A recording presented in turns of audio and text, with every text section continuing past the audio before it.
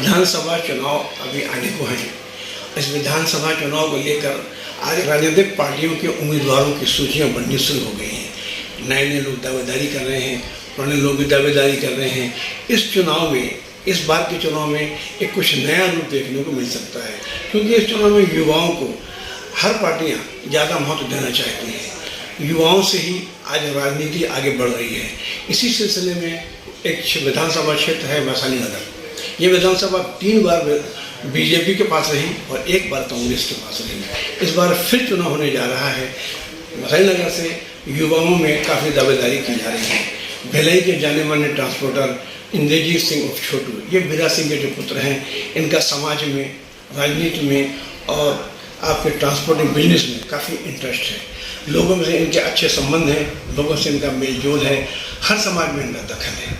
इन युवाओं में इनका अच्छी पकड़ है। इसलिए इंद्रजीत सिंह छोटू ने सोचा कि क्यों ना व्यापार के साथ साथ राजनीति में भी कदम रखकर लोगों की सेवा की जाए। टिकट मिले नहीं मिले ये अलग बात है, दावेदारी करना उनका मकसद था और उन्हें किसी पार्टी से कोई गुरेज नहीं है, किसी पार्टी का विरोध नहीं है। ये सिर्फ अपने लिए और अपने सेवा के लिए मकसद से उन्होंने दावेदारी की है। हम आप बात करते हैं इंद्रजीत सिंह छोटू से। छोटू भाई, आपका व्यापार क्या है, कैसा व्यापार है? हमारा ट्रांसपोर्टेशन का व्यापार है। हैवी ट्रांसपोर्ट कंपनी के नाम से हमारी कंपनी पिछले 43 साल से भिलाई में चल रही है और अभी हम अन्य प्रदेशों में भी काम करते हैं, दूसरे जिलों में भी काम करते हैं और अन्य प्रदेशों में भी करते हैं, UP, Bihar, Orissa, Maharashtra, maximum all over India में काम करते हैं। मेन हमारा ट्रांसपोर्टेशन का काम है। कितने सालों से कर रहे हैं आप? 43 साल हो गए। पिताजी ने स्टार्ट की थी स्वर्गीय बीरा सिंह जी ने कंपनी जी, और मुझे खुद कंपनी में संभालते, देखते और सीखते करीब 26 साल हो गए मुझे खुद। इस कारोबार में आपने समाज से क्या सीखा, समाज को क्या समझा, समाज से कैसे जुड़े आप? अभी ट्रांसपोर्टेशन का काम ऐसा है कि आपको दिन भर लोगों के बीच में रहना है, गाड़ियाँ आपकी चलनी है, हर गली मोहल्ले से गाड़ियाँ आनी है, जानी है, तो हर सामाजिक लोगों से हमारा परिचय पिताजी के टाइम से शुरू से बना हुआ है। और ट्रांसपोर्टेशन ऐसा काम है कि वो एक मतलब आर्थिक रीढ़ की हड्डी है। अगर समाज में ट्रांसपोर्टेशन ना हो किसी चीज़ का तो वो पूरा समाज रुक जाएगा, पूरा देश रुक जाएगा, अर्थव्यवस्था रुक जाएगी। तो ट्रांसपोर्टेशन ऐसा काम है जो हर लोगों से जुड़े हुए हैं। अगर सब्जी के ट्रांसपोर्टर होंगे तो लोगों पर सब्जी पहुँचेगी, स्टील के ट्रांसपोर्टेशन होंगे तो लोगों पर स्टील पहुँचेगा, तब आगे इंफ्रास्ट्रक्चर बनेगा, दवाइयों की ट्रांसपोर्टिंग होती है, हर चीज़ की ट्रांसपोर्टिंग होती है। ट्रांसपोर्टेशन ऐसा काम है जो हर आम जनता के साथ जुड़ा हुआ है। आपने हाल ही में वैशाली नगर विधानसभा से दावेदारी की टिकट की, कांग्रेस से की है। आपको लगता है कि आज की राजनीति में युवाओं का आना बहुत जरूरी है? देखिए, राजनीति में सभी का रहना जरूरी है, सीनियर्स का भी जरूरी है और युवाओं की सोच बदली है और युवा इसमें आगे बढ़ रहे हैं, अपनी भागीदारी दिखा रहे हैं। तो युवाओं का आना भी ज़रूरी है क्योंकि युवाओं में एनर्जी रहती है, काम करने की ताकत रहती है, क्षमता रहती है। और ऐसा नहीं कि हमारे बुजुर्ग कमज़ोर है, वो भी आज बहुत सक्षम है, वो भी जोर शोर से लगे रहते हैं, अच्छी मेहनत भी करते हैं। पर युवाओं की ये सोच है, जो आज की नई जनरेशन आई है, तो वो समाज को बदलना चाहते हैं किसी भी तरीके से। तो बदलने के लिए आपको, जब तक आप सिस्टम में नहीं आओगे, सिस्टम में आने के लिए आपको राजनीति में आना पड़ेगा, तब आप समाज को बदल सकते हो। आपको क्या लगता है कि आप अगर चुनाव जीतते हैं तो आपका एजेंडा क्या होगा?